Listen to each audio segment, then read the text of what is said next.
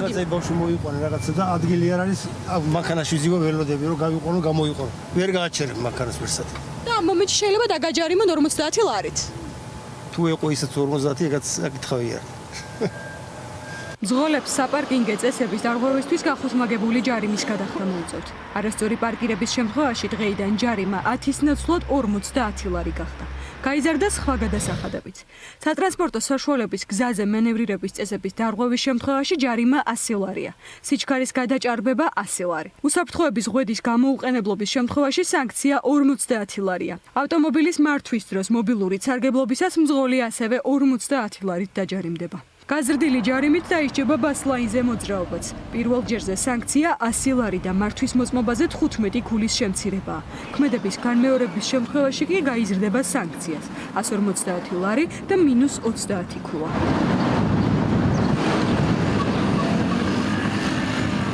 ამ სრულებებიდან მძღოლებისთვის განსაკუთრებით საყურადღებო პარკირების ჯარიმის გაზრდაა, რადგან ამ ზრდის პარალელურად დიდ ქალაქებში საპარკინგე ადგილები კიდევ უფრო ნაკლებია.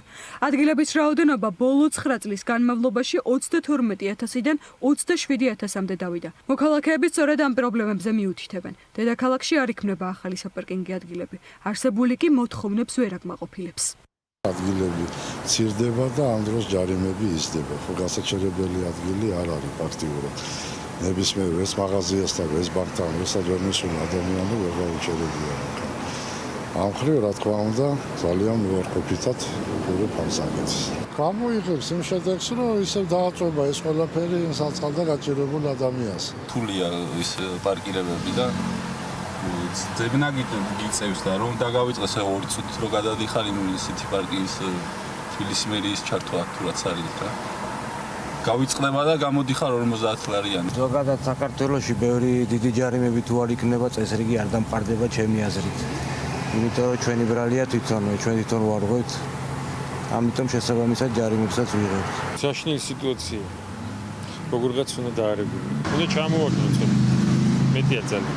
10 ჯობდა თუ 50.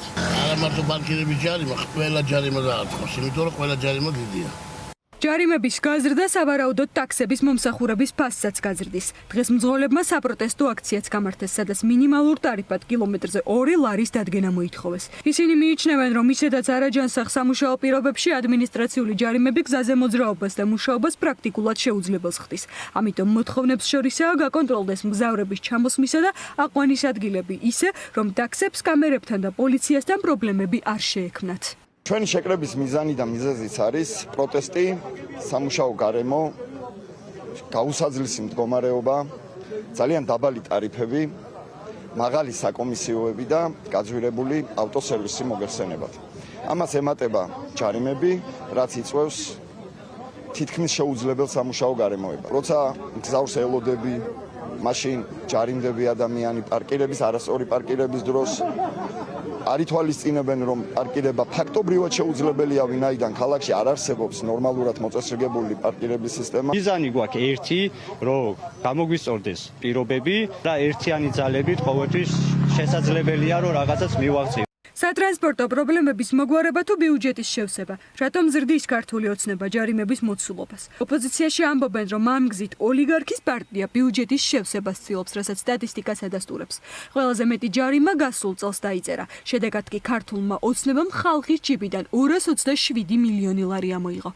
აქედან მხოლოდ თბილისის ბიუჯეტში და მხოლოდ პარკირების ჯარიმებიდან მიღებულმა თანხამ 5,400,000 ლარს მიაღწია, რაც ბოლო თვეების განმავლობაში 180%-იანი ზრდაა. ხედავთ თუ რა პოლიტიკა აქვს ქართულ ოცნებას, მათი ინტერესი არის რაც შეიძლება მეტი ჯარიმა დაუწერონ ჩვენი ქვეყნის მოქალაქეებს, რომ მეტი ფული შევიდეს ბიუჯეტში.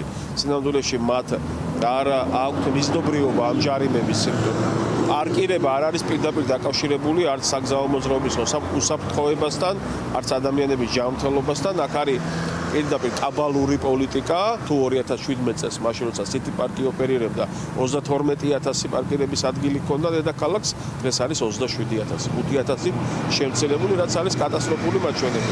თუ ქართულ ოცნებას სატრანსპორტო სისტემაში არსებული პრობლემები აწუხებს, პირველ რიგში უნდა მოაწესრიგოს საზოგადოებრივი ტრანსპორტი, უნდა სრულად დახაზოს ის ბასლაინები, რომელიც უკვე თითქმის 8 წელზე მეტია არის დაუსრულებელი და ნახევარიც კი არ არის მათი გაკეთებული და უნდა შექმნას ისეთი ალტერნატივა, რომელიც ადამიანებს საზოგადოებრივი ტრანსპორტით გადაადგილებისკენ უბიძგებს. არანაირი შვება არ უგზნია მოსახლეობას, ამაგრად გაორმაგდა გადასახადი. მე უკითხავენ რატო არის მაღალი ფასები ქვეყანაში. გაზრდილი და გაორმაგებული ჯარიმები ნიშნავს იმას, რომ მეტი ხარჯი ექნება სადისტრიბუციო კომპანიებს, მეტი ხარჯი ექნება ტაქსებს, ტრანსპორტის კომპანიებს. ეს ყველაფერი ჩაბმული არის მათ შორის აი ამ პროდუქტების მიწოდების ჯაჭვში და ამათთვის გაძვირებული ცხოვრება და გაორმაგებული ჯარიმა ავტომატურად ნიშნავს გაორმაგებულ ქათმის ხორცს, გაორმაგებულ კვერცხს და გაზრდილ ფასს ნებისმიერ სხვა სამხარებლო კალათაზე, რასაც ხედავთ ბოლო პერიოდის განმავლობაში ყველაფერს აბრალებენ თავის გარდა. გაზრდილი ჯარიმები მძღოლებისთვის განსაკუთრებით მძიმეა იმ ფონზეც, როცა საწვავის ფაზი ყოველდღიურად იმატებს. არსებული სატრანსპორტო პოლიტიკის გამო კი ქალაქში გადაადგილება დღითი დღე რთულდება. მიუხედავად ოცნების მრავალი დაპირებისა, დღეს რეალობა ასეთია. საცობებით სავსე ქალაქი და გაძვირებული, როგორც საწვავი, აგრეთვე საპარკინგი ადგილებიც.